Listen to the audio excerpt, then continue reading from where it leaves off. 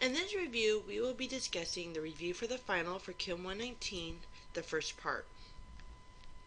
Okay, first thing you need to know is the functional groups. We've been going through this for the last 3 exams.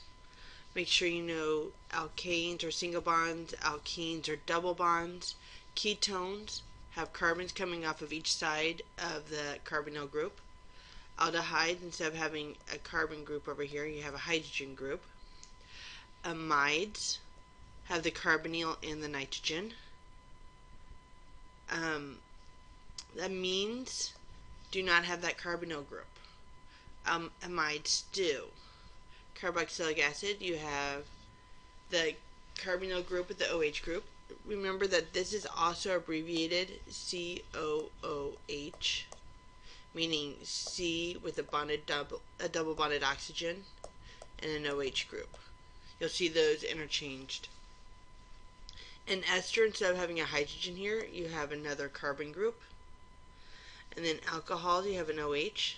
Ethers, you have an oxygen surrounded by carbons. Thiols, sulfur, and thioether we haven't actually talked about, so you don't have to worry about that one. Okay, so solubility rules, we're going to review several of them. Carboxylic acids form hydrogen bonds. Remember, that's an attraction between the oxygen of one group and the hydrogen of the water.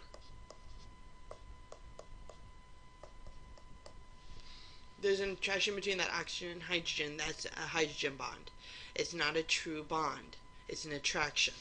That's because oxygen is very electronegative. It makes it partially negative. And hydrogen then becomes partially positive, and that negative and positive are interacting. Carboxylic acid, since it has 2 oxygens there, does this a lot. So with 1 to 4 is very soluble. Then as the number of carbons increases, solubility decreases. Ethers do not have an OH bond. Therefore, it can't do it as well. So they do not form hydrogen bonds. With less than 4 carbons, it's only slightly soluble with water. More than that, and it's not soluble at all. Alcohols contain an OH group and therefore can form hydrogen bonds with other alcohol molecules and with water. So, those that have 1 to 3 carbons are soluble in water. Once you hit 4, it's slightly, and then once you hit that, beyond that, it's insoluble. So these are soluble, but not so much as the carboxylic acids. Alright, so naming carboxylic acids, what you're going to want to do is look at what's consisting of it. So look at how many carbons you have. Name it as if it was a regular alkane. So if we look here, we have 1, 2, 3, 4. 4 is bute. Butane. We're going to end up taking off that E and saying butanoic. That's why I said the naming alkanes were so important, because it keeps coming back. Here we have 3 carbons, so that's prop, propane. Take off the E, it's propanoic. Here we have 1, 2, 3, so we still have propanoic. But we have a chlorine over here. We start counting from the side of the carbonyl group. So 1, 2, 3. It's on the 3rd carbon, we have a chloro. So 3-chloropropanoic acid. And then we have 1, 2, 3, 4, 5. It's pent. Instead of pentane, it's pentanoic. We have a methyl group down here. 1, 2, 2 methyl. I start counting from the side of the carbonyl group.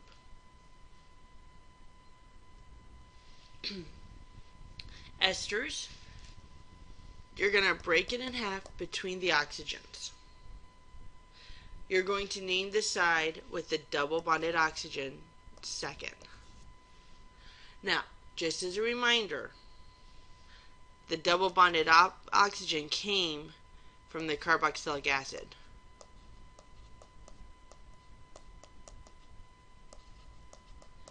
Where this side came from the alcohol.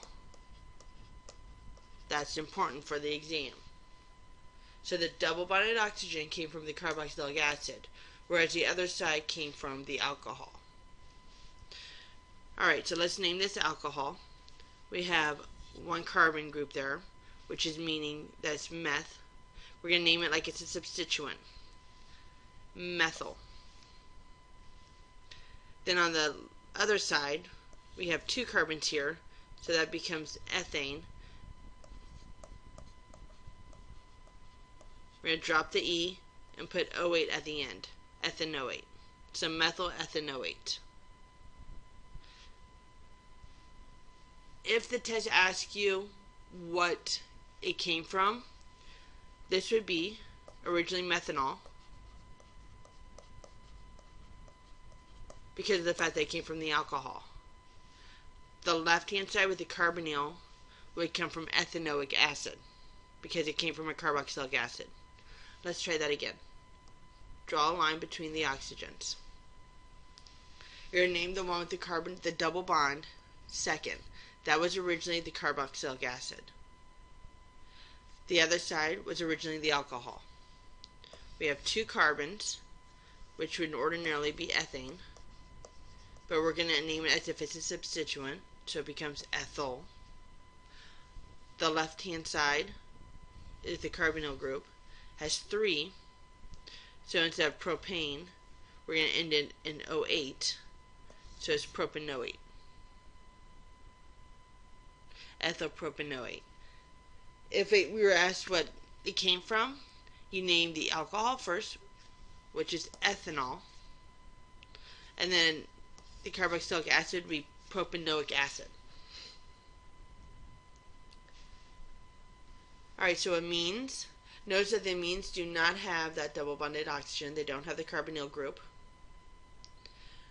Then you need to name the substituent individually. So we have a methyl group here.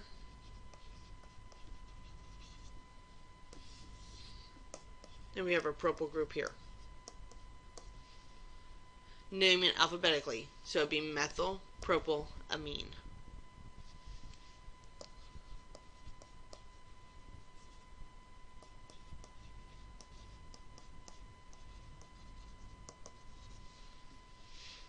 Know the difference between primary, secondary, and tertiary.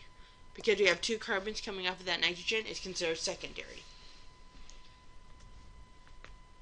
Finally, for this video, look at amides. The difference between amines and amides is that the amides have that carbonyl group. Name substituents coming off the nitrogen, then the carbonyl group of the amide.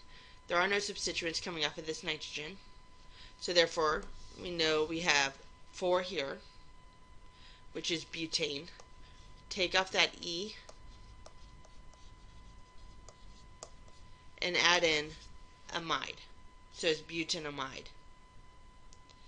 On the next one, we have an ethyl group coming off of the nitrogen. Notice the N. When something's coming off of the nitrogen, you want to say N whatever, because N stands for nitrogen.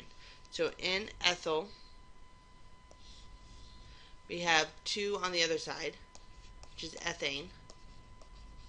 Take away that E, ethanamide. So N-ethyl ethanamide. And that's the first part of the Chem 119 review for exam 4.